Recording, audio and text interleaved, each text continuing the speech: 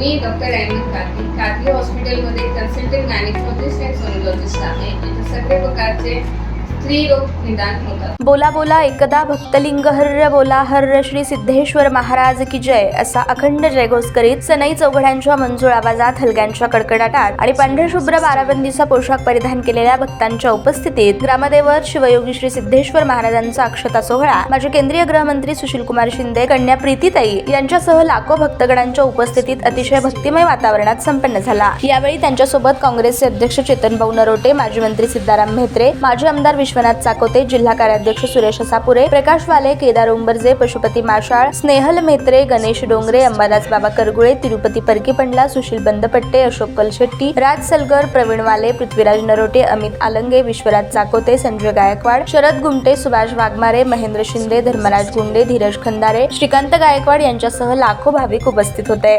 निवडणुकीचं वर्ष आहे आणि काय भावना आहेत, काय सिद्धरामेश्वरांकडे साकडे घातल्या? आम्ही दरवर्षी येतो. नवीन काय असणार नाही. मी तर लहानपणापासून येतो. नंतर माझं लग्न झालं, मुलं झाली, तर आम्ही सहकुटुंब सगळे इथं येतो. दरवर्षी मागच्याही वर्षी आलेलो होतो. सिद्धरामाच्या चरणी आम्ही हीच प्रार्थना करतो की आम्हाला जसं तुम्ही घडवलं आणि ह्या नगरीमध्ये खूप काही आम्हाला दिलं, आता आयुष्याच्या उतरतीमध्ये तुम्ही एवढीच आम्ही प्रार्थना करतो की तुम्ही सुख शांती आणि समृद्धी द्यावी. यापेक्षा काही जास्त मागणं नाही. मिलिंद जेवराजे आहेत ते आपले काँग्रेस पक्षाचे नेते होते. खरं तर पक्षाने खूप काही दिलं यांना, मात्र आज ते शिंदे गटामध्ये सामील होत आहेत. पक्षप्रवेश त्यांचा सोहळा आहे. काय वाटतं एकंदरीत ह्या सगळ्या पक्षप्रवेशाने? अजूनपर्यंत ही बातमी कन्फर्म नाही आहे माझ्याकडे. फक्त आता टेलिव्हिजनवर ते ऐकतो. मी ज्यावेळेस आमच्या संघटनेच्या प्रमुखाशी बोलेन ह्या काय घडलं आहे त्यावेळेस मी ह्याच्याविषयी भाष्य करेन. यंदाचं वर्ष नाही, त्यांनी असं सांगितलंय की मी विकासाच्या मार्गावर निघालेलो आहे. मग इतक्या दिवस ते विकास होत नव्हता का पक्षाकडून? नाही, ते काय म्हणतील, पण मी अगोदर आमच्या पक्षाच्या प्रमुखांशी मी बोलेन आणि मगच प्रतिक्रिया. साहेब, यंदाचं वर्ष हे राजकीय वर्ष असणार आहे, निवडणुकीचं वर्ष असणार आहे.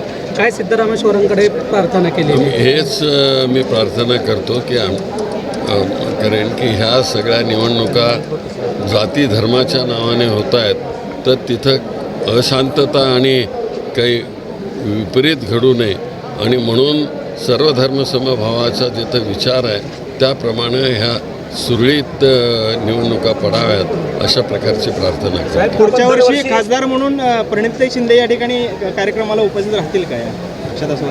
नाही, ती इथं उपस्थित राहील, पण मी आत्ता काय सांगू शकणार नाही. मी मागेच एवढं सांगितलेलं आहे की माझ्यानंतर कोण म्हटल्यानंतर तुम्हाला मी सांगितलं, पण अजून तिकीट वगैरे देणं पक्षाचे प्रमुख करत असतात.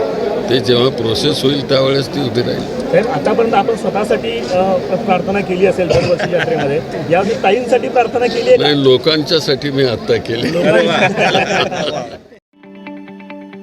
ताज्या बातम्या पाहण्यासाठी प्राईम महाराष्ट्र न्यूज चॅनलला सबस्क्राईब करा.